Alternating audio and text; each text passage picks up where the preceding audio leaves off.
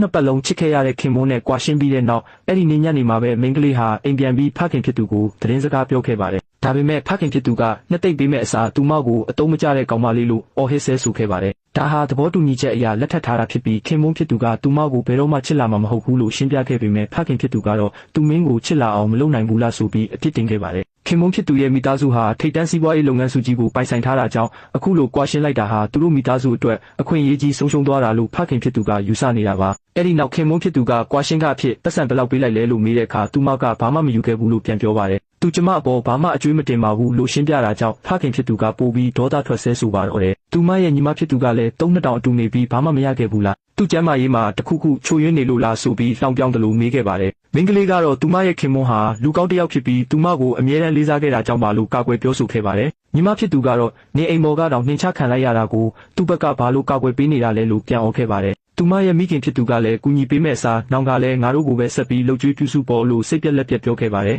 မိန်းကလေးကသူမအခန်းထဲပြန်တော့မဲ့အချိန်မှာဖခင်ဖြစ်သူကလွန်ခဲ့တဲ့3နှစ်ကနင့်ကိုအရန်သဘောကျခဲ့တဲ့လူတစ်ယောက်ရှိတယ်အခုသူကနင့်ခင်ပွန်းဟောင်းရဲ့ကုမ္ပဏီမှာအယောင်မန်နေဂျာ Sales Supervisor လုပ်နေတာချမ်းသာတဲ့သူကိုမှမဖမ်းနိုင်တာအဲ့ဒီလူနဲ့ရင်းနှီးအောင်လုပ်ပြီးငါတို့ကုမ္ပဏီအတွက် project တွေရအောင်လုပ်ပေးလို့အမိန့်ပေးခဲ့ပါတယ်။ကွာရှင်းပြီးခါစားမှုလို့သူမညှင်းဆန်ခြင်းပေမဲ့ဖခင်ဖြစ်သူရဲ့ပြင်းထန်တဲ့ဆဲဆိုမှုတွေကြောင့်နောက်နေ့မှာအဲ့ဒီလူနဲ့တွေ့ဆုံဖို့သဘောတူလိုက်ရပါတယ်။တစ်ဖက်မှာလည်းခင်မွန်းဟောင်းဖြစ်သူဟာအိမ်ပြန်ရောက်တဲ့အခါခွက်ပေါ်ကစတစ်ကာလေးကိုကြည့်ပြီးဇနီးတဲ့နဲ့ကုံဆုံးခဲ့တဲ့အချိန်လေးတွေကိုမသိစိတ်ကတတိယနေမိပါတယ်။ဇနီးသည်ထွက်သွားတာကိုတွေးပြီးသူတက်ပြင်းအရှိကြီးချလိုက်မိပါတယ်။အဲ့ဒီနောက်ဆိုဖာပေါ်မှာဇနီးသည်ကြံခဲ့တဲ့လက်ပတ်လေးကိုတွေးလိုက်ရပြီး3နှစ်တောင်အတူနေခဲ့တာကိုပစ္စည်းတွေပျောက်တော့ကြံခဲ့တော့မဲလားလို့ရေရွမိပါတယ်နောက်နေ့မနက်မှာတော့ခင်မွန်းဖြစ်သူဟာအင်ဂျီကျဲသီးတစ်လုံးပျောက်နေတာကိုတွေ့ပါတယ်အိမ်ဖော်ကိုမေးကြည့်တဲ့အခါမှာတော့သူ့ရဲ့ကိုရေးကိုတာပစ္စည်းတွေအားလုံးကိုပြီးခဲ့တဲ့3နှစ်ပတ်လုံးဇနီးတွေကပဲစနစ်တကျတင်စီပေးခဲ့တာလို့သိလိုက်ရပါတယ်သူဟာစိတ်မသက်မသာနဲ့ဇနီးဟောင်းစီဖုန်းဆက်လိုက်ပါတယ်အဲ့ဒီအချိန်မှာမိန်းကလေးဟာဖခင်စီစဉ်ပေးတဲ့လူနဲ့စားတောက်ဆိုင်မှာချိန်တွေ့နေတာပါခင်မွန်းဖြစ်သူကသူ့ရဲ့အခက်အခဲကိုပြောတဲ့အခါသူမကကျဲသီးရှိတဲ့နေရာကိုချက်ချင်းပြောပြနိုင်ခဲ့ပါတယ်